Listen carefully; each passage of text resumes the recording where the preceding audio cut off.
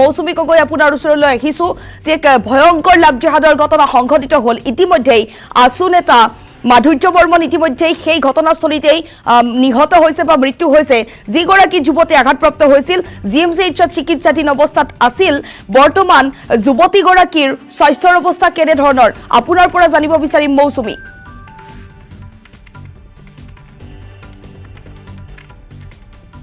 নিশ্চিতভাৱে সুৰবি চাওক মুখ্যমন্ত্ৰীয়ে এটা কথা হকিয়াই দিছিল যে বিশেষ এটা সম্প্ৰদায়ক লাভ জেহাদ বা ভূমি জেহাদৰ পৰা আঁতৰত থাকিব লাগে বুলি হকিয়াই দিছিল কিন্তু তাৰ পিছতো কিন্তু এতিয়া দেখিবলৈ পোৱা গৈছে যে লাভ জেহাদৰ বাবে এজন যি আছুৰ নেতা সেই আছুৰ নেতাই তেওঁ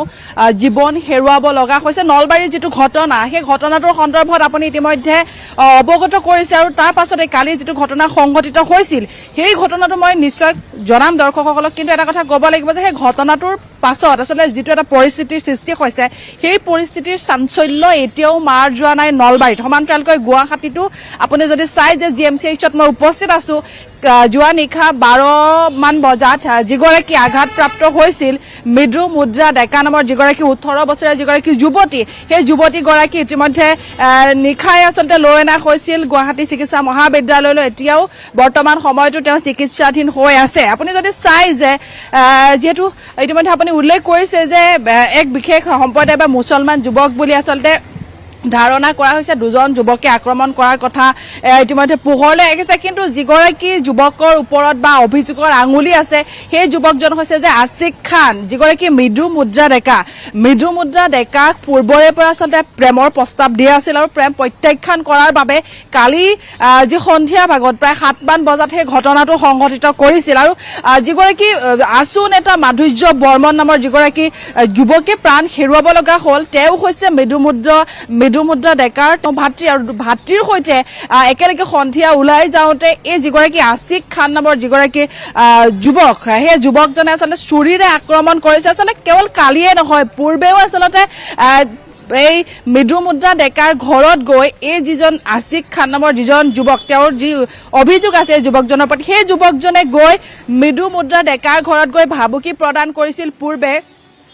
পিতৃ মাতৃ আচলতে দুইটা পৰিয়ালৰ পিতৃ মাতৃ অৱগত গোটেই বিষয়টোৰ সন্দৰ্ভত আপুনি যদি চাই যে দুই পৰিয়ালে আচলতে মৃদু মুদ্ৰা ডেকাৰ পিতৃ মাতৃ আছিক খানৰ পিতৃ মাতৃক আচলতে পূৰ্বেও আচলতে বুজনি দিবৰ বাবে আচলতে তেওঁলোকৰ সৈতে কথা বতৰা হৈছিল কিন্তু তাৰ পাছতো আচলতে যিগৰাকী আছিক খান সেই আছিক খানে কিন্তু তেওঁ প্ৰায় চুপ লৈ থকা দেখিবলৈ পোৱা গৈছিল য'তে যায় পূৰ্বেও আচলতে তেনেধৰণৰ ঘটনা সংঘটিত কৰাৰ বাবে চেষ্টা চলাইছিল কিন্তু কালি যিটো সন্ধিয়া সেই সন্ধিয়া সময়ত তেওঁ যেনেধৰণে পূৰ্বৰ পৰা খাপ লৈ থকাৰ দৰে আচলতে সেই ঘটনাটো সংঘটিত কৰিবৰ বাবে তেওঁ কালি সেই সুবিধাটো পালে যাৰ ফলত আচলতে 20 বছৰীয়া যিজন আছুৰ নেতা মাধুৰ্য বৰ্মন সেই মাধুৰ্য বৰ্মনে আচলতে তেওঁ প্ৰাণ হেৰুৱাব লগা হ'ল যিহেতু মই জিএমচিএইচত উপস্থিত আছো যিগৰাকী যুৱতীগৰাকী মৃদু মুদ্ৰা ডেকা নিশাই যিহেতু তেওঁ চিকিৎসালয়ত ভৰ্তি কৰোৱা হৈছে আৰু এটা কথা ক'ব লাগিব যে আমি পৰৱৰ্তী সময়ত গোটেই বিষয়টো জানিবলৈ চেষ্টা কৰিম যিহেতু তেওঁৰ পিতৃ মাতৃ বা পৰিয়ালৰ লোক বৰ্তমান সময়ত ইয়াত আছে বুলি জানিব পৰা গৈছে গোটেই বিষয়টোৰ সন্দৰ্ভত বা কেনেকৈ ইতিমধ্যে এটা আপুনি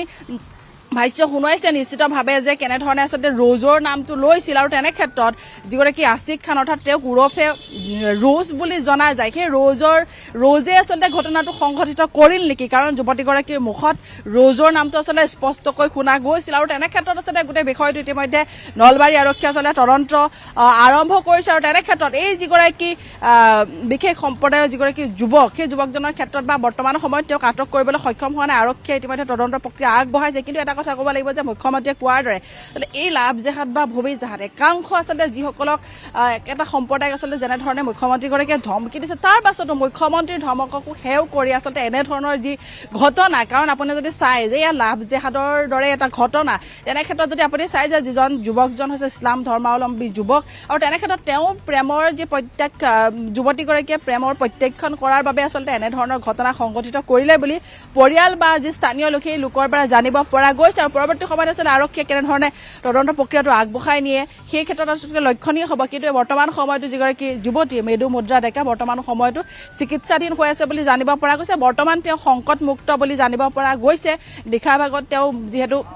তেওঁ শৰীৰৰ কেইবাটাও স্থানত আচলতে চুৰিৰ আঘাত মূৰত আঘাত লাগিছে পিঠিত আঘাত লাগিছে তেনে ক্ষেত্ৰত যদি আপুনি চাই যে চিকিৎসাধীন হৈ আছে তেনে ক্ষেত্ৰত চিকিৎসকৰ পৰা জানিব পৰা মতে বৰ্তমান তেওঁ সংকটমুক্ত বুলি জানিব পৰা গৈছে হয় মৌচুমী গগৈ আপুনি যেহেতু জিএমচিএইচত উপস্থিত আছে আৰু ইতিমধ্যে যুৱতীগৰাকীৰ পৰিয়ালৰ লোক জিএমচিএইচত ইতিমধ্যে তেওঁলোক নিশাৰ ভাগতে অহা বুলি গম পোৱা গৈছে বা এই মুহূৰ্ততো যেহেতু পৰিয়ালৰ লোক তাত উপস্থিত আছে পৰিয়ালৰ লোকে কিবা ভাষ্য প্ৰদান কৰিছে নেকি আপোনাৰ জৰিয়তে জানিব বিচাৰিম মৌচুমী নিশ্চিতভাৱে সুৰভি মই পৰিয়ালৰ লোকৰ সৈতে সাক্ষাৎ কৰাৰ চেষ্টা কৰি আছোঁ যিহেতু আইচিইউত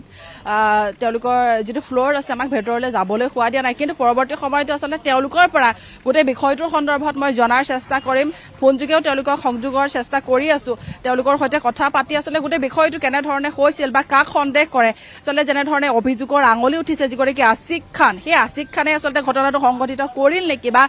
যেতিয়া একেবাৰে সংকটজনক অৱস্থাত থকাৰ সময়ত যিগৰাকী যুৱতী মেদু মুদ্ৰা ডেকাৰ যি আঘাতপ্ৰাপ্ত হৈছিল তেওঁ ইতিমধ্যে ৰ'জৰ নাম লৈছে আছিক খান অৰ্থাৎ ওৰফে ৰ'জৰ নাম লৈছে তেনে ক্ষেত্ৰত আচলতে কোনে ঘটনাটো তেওঁৱে সংঘটিত কৰিছিল নেকি বা গোটেই বিষয়টোৰ সন্দৰ্ভত মই পৰিয়ালৰ লোকৰ সৈতে কথা পতাৰ চেষ্টা কৰিম যিহেতু ইয়াতে আছে পৰিয়ালৰ পিতৃ মাতৃ ইয়াতে আছে বুলি জানিব পৰা গৈছে তেওঁৰ সৈতে মই যোগাযোগৰ চেষ্টাহে কৰি আছোঁ যেতিয়া তেওঁলোকৰ সৈতে যোগাযোগ হয় বা গোটেই কথাখিনি আমি দৰ্শকসকলক জনোৱাৰো আচলতে চেষ্টা কৰিম সুৰভি আপোনাক ধন্যবাদ জনাইছো